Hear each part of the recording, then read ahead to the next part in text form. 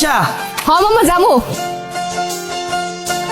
কি খেলা দেখাইলি রে বিলকিস, শিখলাম। বিলকিস? এই বিলকিস কে বাবু? আমার এক্সা ছিল, ওই কই তো কাম কাজ যে করো না, ভবিষ্যতে তো তোমার রিক্সা লয়ে বাইরিতে হইব।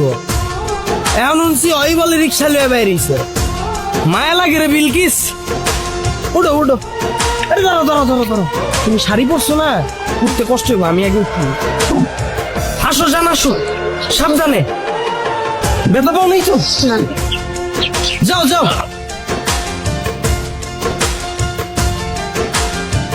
বুঝলা জান, ইতিহাস সাক্ষী, কেউ কাউরে ঠকায়া শান্তিতে থাকতে পারে নাই। পরিস্থিতি এক সময় না এক সময় হাতে হ্যান্ডেল আর পায়ে প্যাডেল ধরাই দেয়, আর অনেক সময় হাতে থালাও ধরাই দেয়। আল্লাহর কি লীলা খেলা, দেখেই মজা লাগতেছে আমার। কি বলতেছো জান এগুলা? আমি কিছুই বুঝতেছি না। তোমার বোঝা লাগবো না, যার বুঝার হ্যাঁ ঠিকই বুঝতেছে।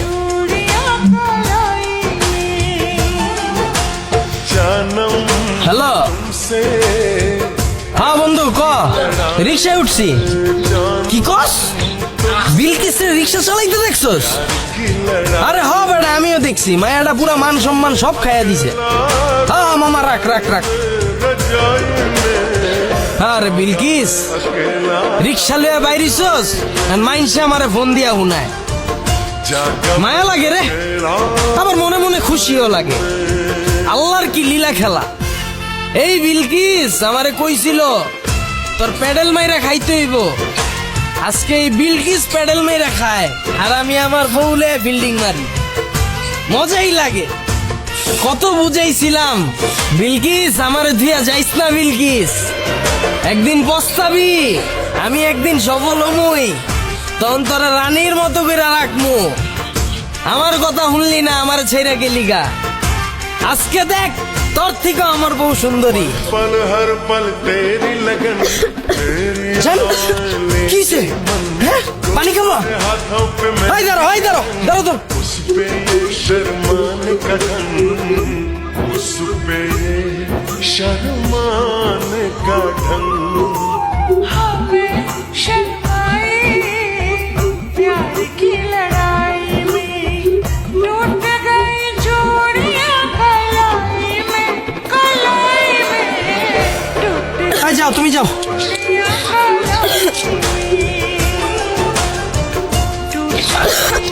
লজন পানি খাও।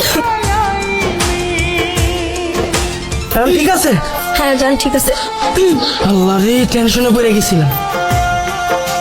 আরে বিলকিস রে, কত বুঝাইছিলাম তোরে, আমারে তুই যাইস না, আমার মতো কেয়ার তোরে কেউ করতে পারবো না। এক সময় শরীর দিয়া এক ফোঁটা ঘাম বাইরিলে টিস্যু দিয়া মুইসা দিতাম, কাশি দেওয়ার আগে পানির বোতল লাগাই দিতাম। আর এখন এই বিলকিস রইদে রইদে খেপ মারে, পানির বোতল যে একটা রিক্সায় রাখবো জায়গা নাই। আহারে মাওলা, বেঈমান গুলারে তুমি এমনি ভাতে মাইরো না, প্রাণে সয় না। কিলো আইসা বসছি। ও আয়া পড়ছি, ও জান আয়া পড়ছি।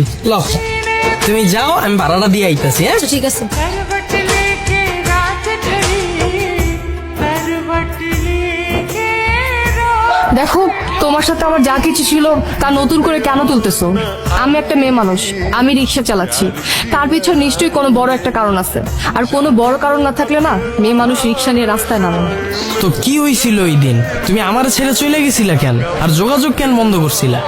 তুমিই বলো, আমি কোনো শান্তিতে ছিলাম? তুমি সারাটা দিন সিগারেট টানতে, তোমার তো কোনো চিন্তা ভাবনাই ছিল না একটা চাকরি বাকরি জোগাড় করবা, এরকম কোনো চিন্তা ভাবনাই আমি তোমার মধ্যে দেখতাম না। আর ওইদিকে আমার বাবা মা প্রত্যেকটা দিন আমাকে প্রেশার কিট করতো বিয়ের জন্য। আমি তোমাকে কত কথা বলছি, কত বোঝানোর চেষ্টা করছি, তুমি কখনো আমার কথা শুনছো, আমার কথা বোঝার চেষ্টা করছো? আর কি বললো, আমি তোমাকে রিক্সা চালাতে বলছি। আমি তোমাকে কেন রিক্সা চালাতে বলছি? কারণ তুমি তুমি কোনো কাজকর্ম করতে না, তুমি কোনো কিছুতে সিরিয়াস ছিল না, এই জন্য আমি তোমাকে রিক্সা চালাতে বলছি। সবই ঠিক আছে, আমি বুঝলাম। তুমি আর কিছুদিন তো ওয়েট করতে পারতো, তাহলে তো আজকে তুমি রাজরানীর মতো থাকতা। তুমি সফল কেন হয়েছো জানো? আমার জন্য।